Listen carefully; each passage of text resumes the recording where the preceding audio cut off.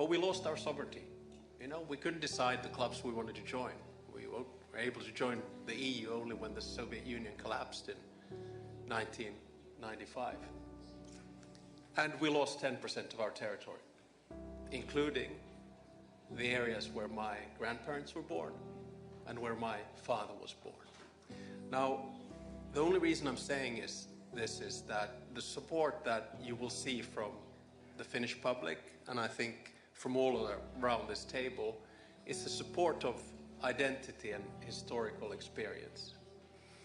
Now, my big point is that there seems to be some misunderstanding about what is going on here. Russia obviously started this war, but remember that it started this acquisition of territory and spheres of interest already in 2008 by attacking Georgia, and then in 2014 by annexing the Crimean Peninsula.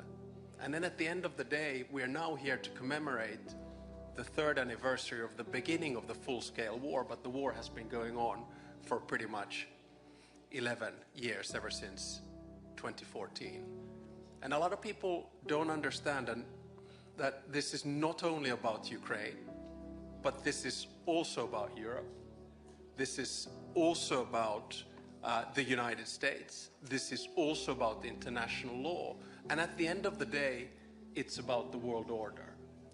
So if we now allow Russia to do what it wants to do, in other words, stop the existence of a Ukrainian state, then it's not only Ukraine that has lost, it's Europe that's lost, it's the West that has lost, and also the United States that has lost. And for those who doubt about this, let me say one thing very clearly. You cannot trust Putin.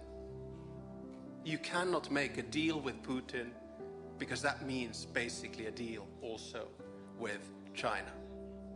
I also say that for those who doubt, the only way in which Ukraine is going to fully win this war is that we continue the support that we have given you from the beginning. And I also say that if Russia gets what it wants now, trust me, it's not going to stop with Ukraine.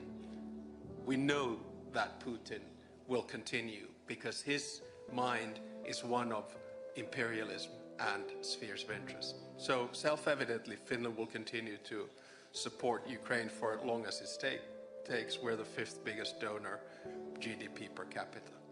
Let me finish off, however, by saying that I think in the past 2 weeks, we've been sort